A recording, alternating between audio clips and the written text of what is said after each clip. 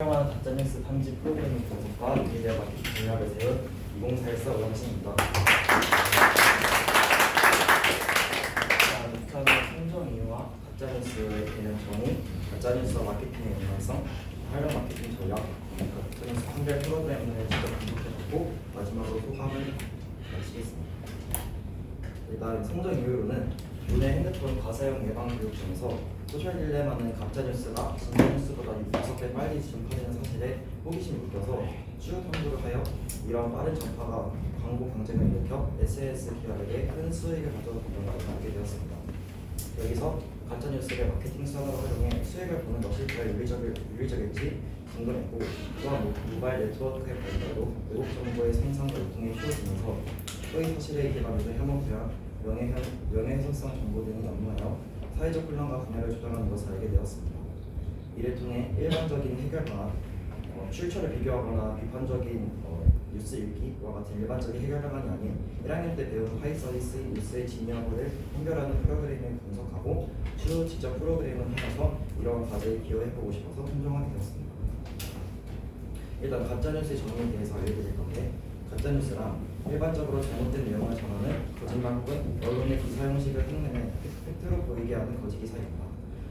제목, 언론 서명, 기자 이름 등의 형식을 갖추고 본문 내용을 가짜 스토리로 구성해 포털 사이트 앱에 뜬 뉴스 이미지로 구성하는 것이 어렵지 않게 된 지금 시대에 누구나 가짜뉴스를 쉽게 만들어낼 수 있습니다. 소셜미디어가 등장하기 이전 소수 신문사 및 방송국이 뉴스 콘텐츠를 생산, 유통하던 때에는 지금처럼 가짜뉴스가 일상되지 않았는데요. 이른바 유령 매체들은 적어도 게이트키퍼 역할을 수행하면서 팩트체크된 뉴스들을 자사 미디어 네트워크를 통해 유통하기 노력했습니다. 그러나 일반인들의 소셜미디어 활용이 편해지면서 누구나 자신의 콘텐츠를 담는 미디어 퍼블리셔로 이동하게 되었고, 소셜 네트워크 서비스로 콘텐츠를 배포하는 파워가 생기면서 특정 의도를 갖고 가짜뉴스를 유통하는 기업들이 많이 등장했습니다. 가짜뉴스와 마케팅의 연관성은 첫 번째, 가짜뉴스로 기업에 영향을 미치는데요. 소비자 신뢰 악화는 가짜뉴스가 늘어날수록 사람들의 언론과 미디어를 관계하여서 청중 참여 감소 및 기업 홍보 업무 평가 가치도 낮아집니다.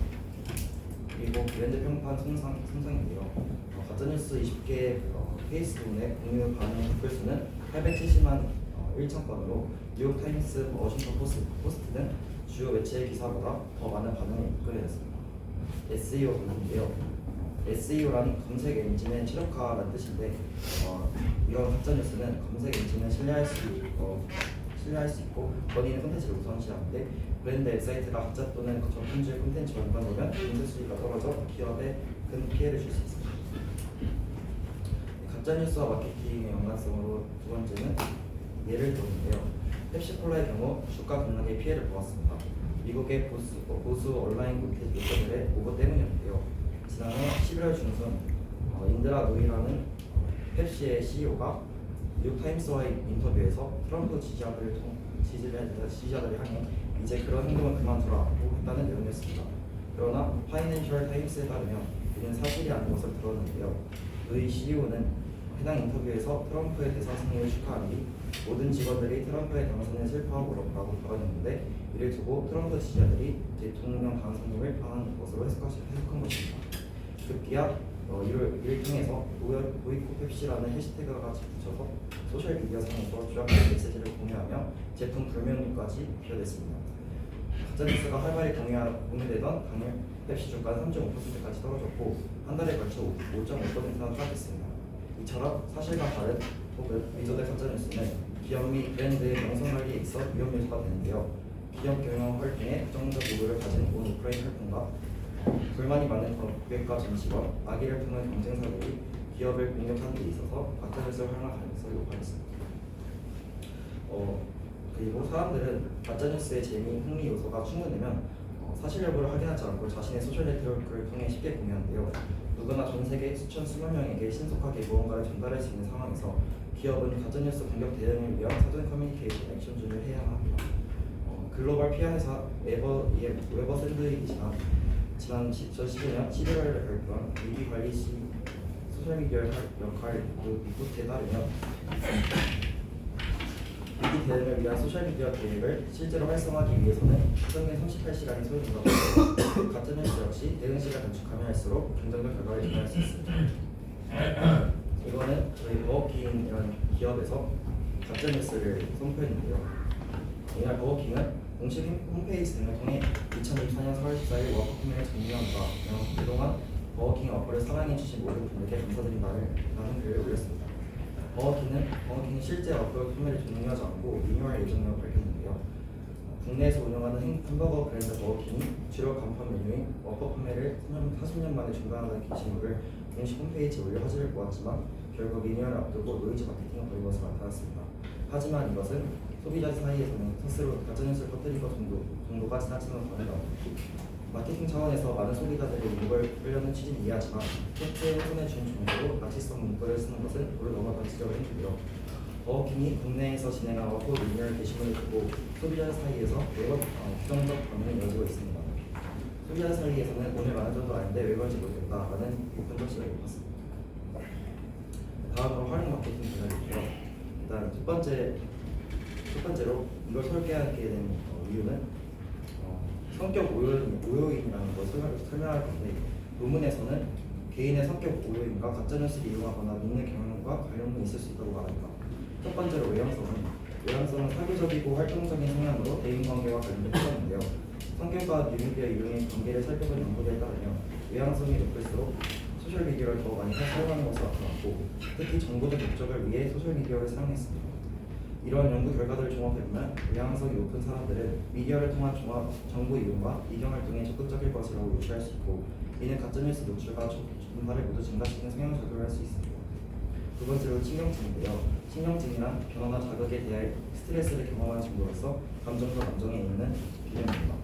신경증이 높은 사람들은 불안, 분노, 우울 등 부정적인 성향이 있고 다른 사람들의 시선을 많이 의식하는데요. 기존 연구들에 따르면 신경증 성향이 높은 사람은 부정적인 정보에 특별히 민감한 것으로 나타났습니다.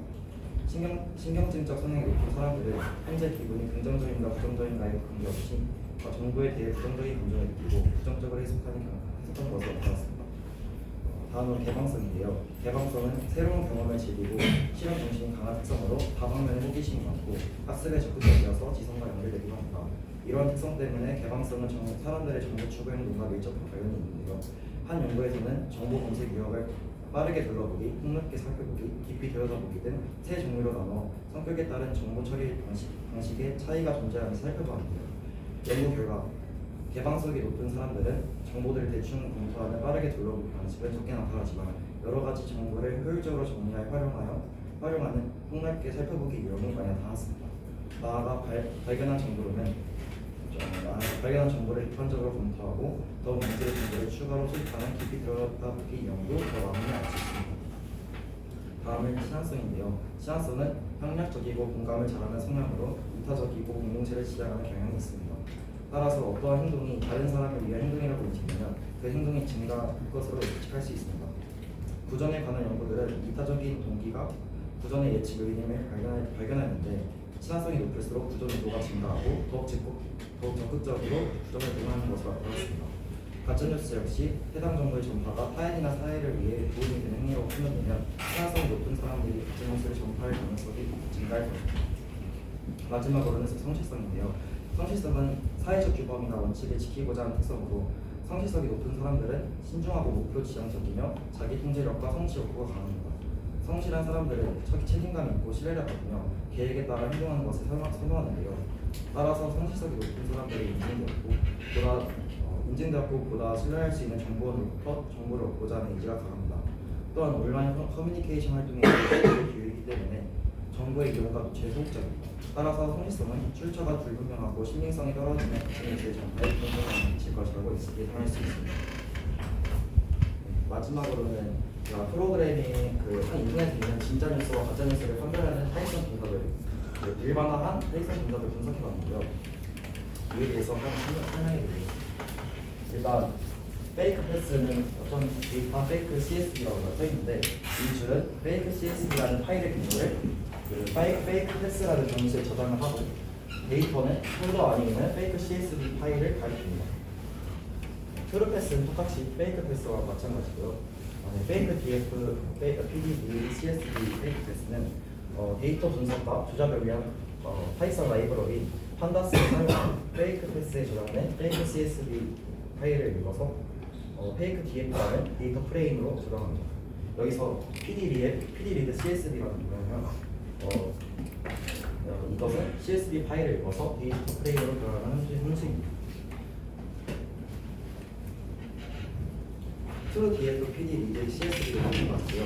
이런 df pd read csv를 통해서 CSV 파일의 데이터를 파이썬에서 저작으로 분석할 수 있습니다. 다음으로는 위의 데이터는 페이크 CSV 파일에서 불러온 데이터 프레임 페이크 df의 마지막 세 행을 나타내는데요.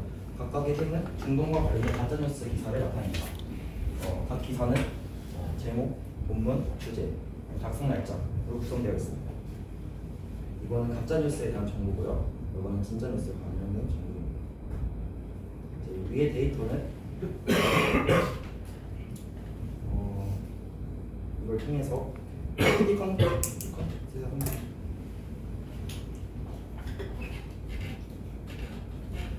여기서 이제 PD 컨텍 함수가 있는데요. PD 컨텍 함수가 뭐냐면 두 개 이상의 데이터 프레임을 하나로 이어붙여 사용하는데요. 여기서 두 개의 데이터는 아까 보여준 가짜뉴스와 진짜뉴스가 있고요. 이 둘을 하나로 합치고 이그노얼 인덱스 true가 뭐냐면 이 옵션은 합친 후에 인덱스를 새로 부여하는 역할을 합니다.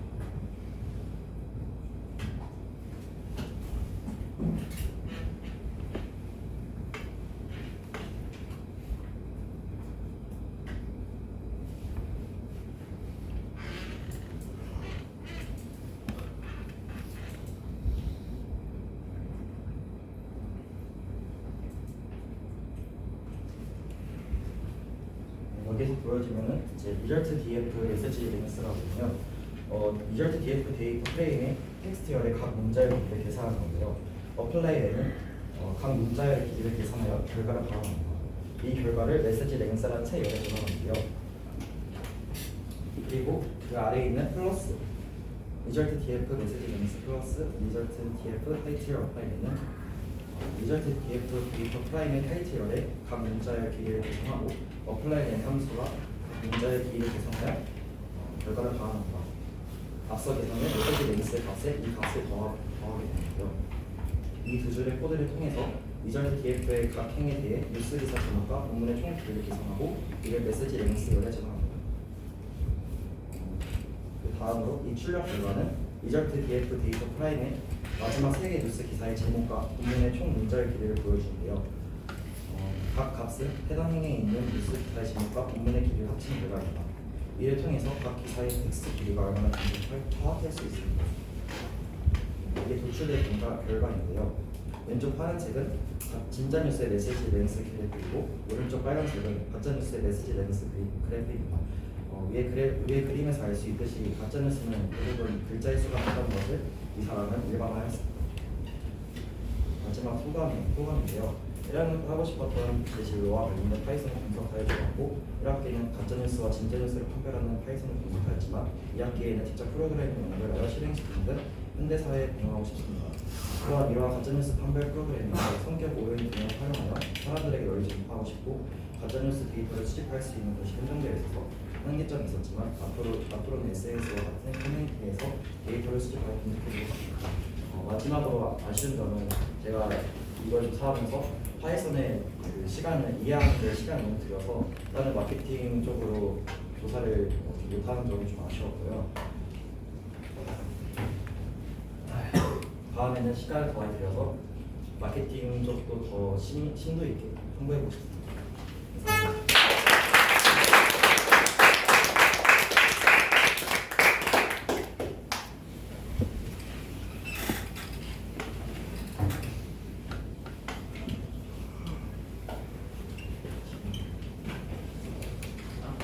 감사합니다.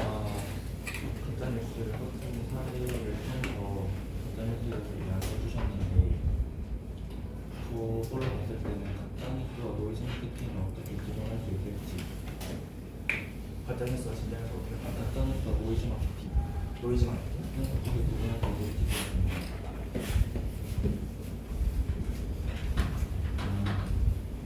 어디까지 가짜뉴스로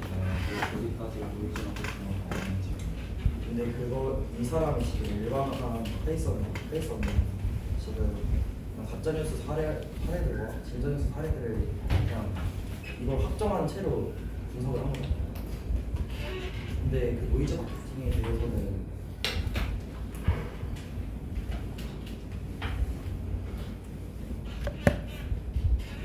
그거에 대해서는 이 사람이 다르게 나와서 제가 시간 동안 하겠습니다.